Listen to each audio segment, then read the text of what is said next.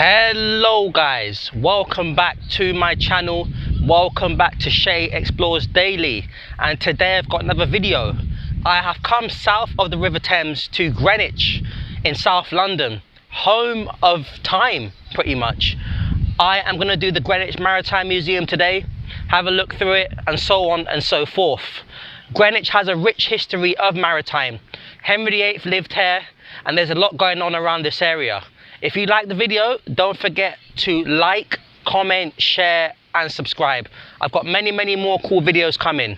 Thank you very much. Let's enjoy. So guys, what you can see here is a replica of the King George V ship from the Second World War, built I think in 1939 up in Newcastle upon Tyne. So this model here actually weighs apparently half a ton basically, but as you can see it is an exact replica of the real ship. And here is a replica of HMS Gurkha basically, and this one was also built I believe in Newcastle upon Tyne, and as you can see here it's quite a long ship. It looks like some kind of instrument, like you've got like strings and stuff, etc. But as you can see there, so here's a replica of HMS Algeciras, I think it's pronounced, and as you can see it's a massive container ship, one like what you see normally today. As you can imagine, the actual trade of container ships is absolutely huge. You have to remember as well guys that before we had cars and aeroplanes, everything traveled by sea. So that was people, cargo, whatever you name it.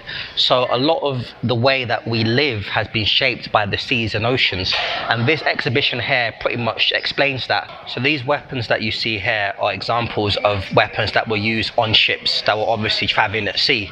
Unfortunately, a lot of battles that happened were at sea, and obviously sailors and soldiers and whoever, navy men, had to be ready.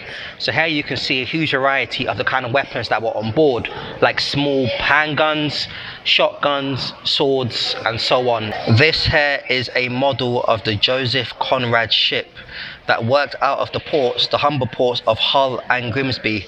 It was the last steam trawler built for a hull owner and was just over 185 feet in length and 823 gross registered tons. Ships like the one behind me, like this ship behind me, ships like the one behind me would have been equipped with obviously large guns to fire at enemy combatants. The First World War was the first major war that fighting was fought in land, air and sea, and the sea obviously was a massive battleground because of convoys of weapons and supplies and so on and so forth. As we stand on the banks of the River Thames, it is important to remember that Britain was a massive sea force, a naval force of its time. So the River Thames, where we are, would have been a massive port hub for goods and services to travel in and out and around the world to its various colonies. Hence why this museum explains it all pretty much. So I've come into the astronomy section, and everything that you see in this section is designed by different people. So it is essentially designed to grab your attention and explain how astronomy plays a huge part in our world today. This here was taken in beautiful Wales. I believe this one here is meant to be Bulgaria, I think. So this section here is dedicated to the solar system. Now as you can see, you've got the sun there. So everything in here was taken by individual people as part of a competition. So this one was taken by a guy in the US. This was taken by someone in the UK. And these are all taken through various telescopes. So guys, I'm about to go into this exhibition behind me called Atlantic's Worlds. So it talks about the history of the Atlantic Ocean and people and things traveling across it.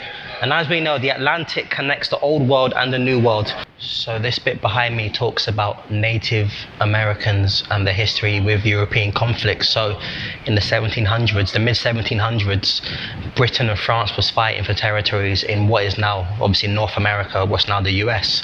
So there was a lot of conflict between the European forces and the Native Americans overland. So this section here is dedicated to the history of the transatlantic slave trade, which happened for a few centuries up until around sort of the early 1800s.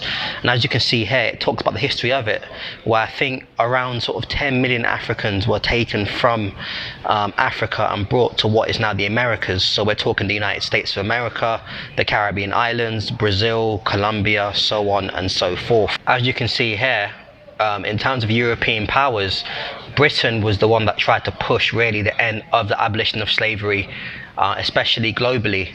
And as you can see, it stopped and freed many Africans along the way. So this section behind me talks about all the slavery uprisings in the colonies in the Americas at that time. The most famous one was obviously Haiti, I believe in the late 1700s, I believe, where the Haitians essentially fought the French for their independence. Similar kinds of rebellions happened in the Caribbean, in places like Jamaica and other locations as well. The slave revolts were a massive part of why slavery was abolished. This section behind me speaks about the abolition movement in the United Kingdom, basically.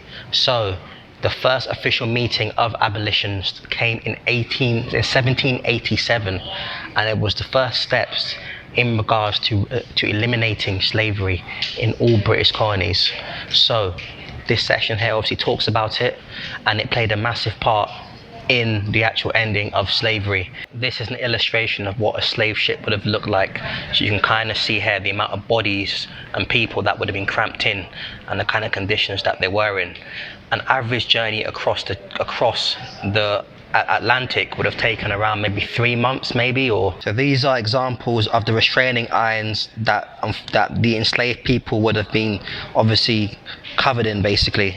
So it would have been so cramped that you could barely turn on your side, and these are examples of what they would have been tied down by. During the voyage, as what they call the Middle Passage, I think out of the 3 million or so slaves that were on British ships, I think about almost half of them died at sea.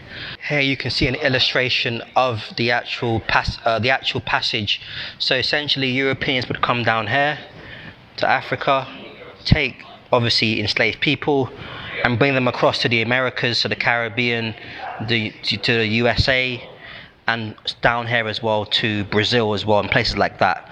So as you can see, it was quite a lucrative market. There was an exchange of things like flour, wine, manufactured goods and so on. So it was a massive industry at that period of time. So behind me is a replica of the glass dome that was bombed by the IRA in 1992 in the Baltic Exchange. So the bits of glass that remained was brought together by conservationists and redone and redesigned to bring this here behind me.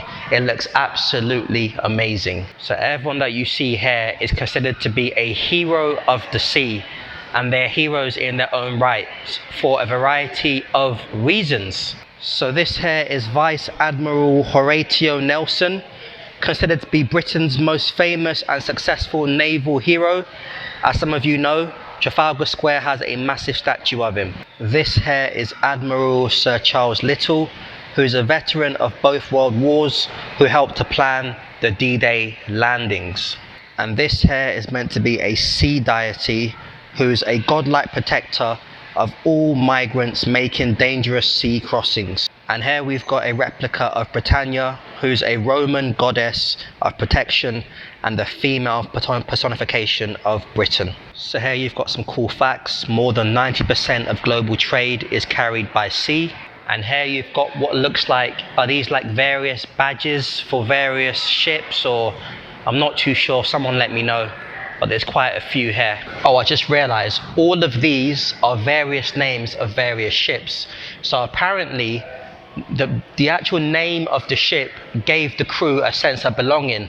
It gave them a sense of companionship and family. So all of these that you can see here are names of various ships that once sailed the sea. And in front of me you've got a replica of a huge amount of ships, as you can see here, going all the way up as well.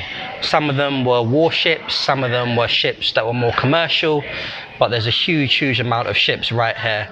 Here you've got a statue behind me of Sir James Caird, I believe his name was, and I was told he was instrumental in the creation of this museum that we see today. I heard he helped to fund it and create it to what it is today. So the next bit that I'm going to go into is called Pacific Encounters. And the Pacific is the world's largest ocean. I think it covers almost half of the world's of the Earth's surface. Let's go and have a look. So as you can see here, you've got a map of the whole Pacific Islands, as you can see. And as you can see, it links obviously the Americas in the east to Oceania in the west, alongside Asia as well. So as you can see, there's a huge amount of islands in this area. Basically, you've got islands like, for example, Hawaii, which is part of the USA. You've got Kiribati, the only country in all 4 hemispheres, and you've got obviously New Zealand and other islands as well in the area. Now in this section it talks about the people of the Pacific keeping their traditions, and one of the core traditions that they've got is tattoos. So this lady here was born in London, but her family are actually from, I think they're Polynesian. So her tattoos here illustrate her Polynesian culture. Something else that Europeans brought to certain communities in the Pacific was Christianity. So in the Pacific region, Christianity was brought upon a lot of communities in that region. Some people embraced it, some people obviously denied it because it wasn't obviously historically part of their culture.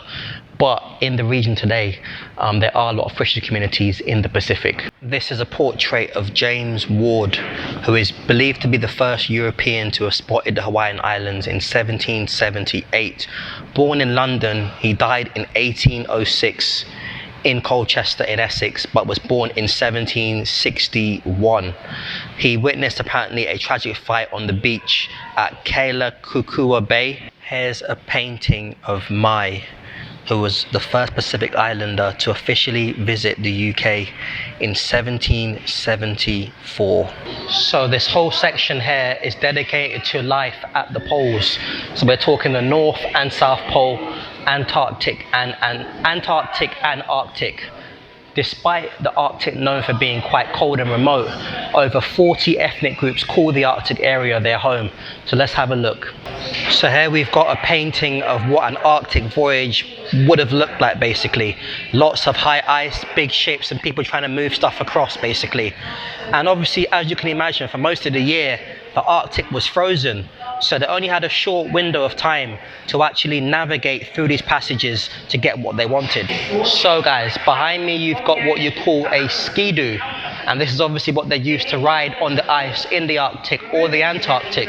You have to remember, only a very few people ever get to access both poles, especially because of conservation efforts and so on and so forth, and how dangerous it is as well.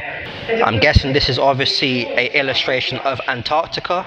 So you've got the Antarctic Peninsula here, and you've got obviously like the penguins and all the wildlife, and obviously you've got, I don't know, like boats and stuff, or little points, okay, animals and stuff in the area.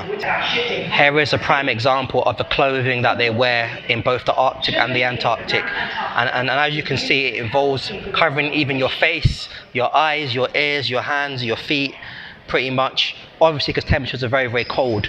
So behind me you've got a map of Antarctica, the world's most southern continent, the driest continent and the windiest continent, and obviously the coldest continent. So essentially Captain James Cook was one of the first people to actually reach, well, he crossed the Antarctic Circle, but he had to turn back because the ice was too thick. Since then, many people have actually landed on the continent, and the continent is rich in wildlife, like certain kinds of fish, etc. and so on. It's got penguins, etc. But there's only a population of about 4,000 permanent people, but they're only researchers who live on the continent. Here you can see an example of the kind of penguins that you'd find there. And also you've got photos taken in Antarctica or around it, and you can see people capturing whales and all kinds of wildlife as well. This room that I'm standing in captures the rich history of Greenwich, and it goes back centuries. It goes up to 2012 when the late Queen Elizabeth II gave Greenwich royal borough status, which is the highest attainment for any borough in this country. So this section is dedicated to, it's called New Worlds, and it's dedicated to European explorers who first landed in various parts of the world. So for example, let's go to Christopher Columbus in the Caribbean. Let's press that, right? Press start, and it gives you a brief background of his voyage basically. Yes, I know there was people already on the land, but this talks about the first European arrival. So here you can see a timeline. You've got 1498, Amerigo Vespucci reaches South America. 1497, Vasco da Gama reaches the East Indies. 1492, Christopher Columbus reaches the Americas. Pretty much 1491, Henry VIII is born in Greenwich. And 1488, Bartholomew Diaz becomes the first European to sail across the southern tip of Africa. So everything in this section is dedicated to Admiral Lord Nelson and his voyages. And this here is some of his dress coats that he wore at certain times. Here's a portrait of Nelson receiving the surrender of the San Nicolas, 14th of February 1797. And here's a portrait of Nelson himself. I believe this was taken in 1779 when he became a captain. So here's a portrait of Admiral Lord Nelson after he was shot shortly before his death in, I can't remember the year actually, but as you can see Nelson right here, and he's being surrounded by comrades as he unfortunately takes his last breath. And this wall is dedicated to Nelson's victory at the Battle of Trafalgar.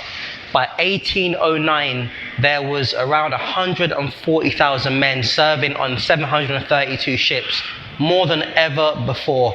And it was a huge victory for Nelson, and one that he's known for till this day, hence the name Trafalgar Square. That is it, guys, for today's video. If you enjoyed the video, please don't forget to like, comment, share and subscribe. I've got many more cool videos coming. Let me know, where should I go next? In the meantime, I'll see you soon on the next video. We're on the road to 3,000 subscribers. Thank you very much.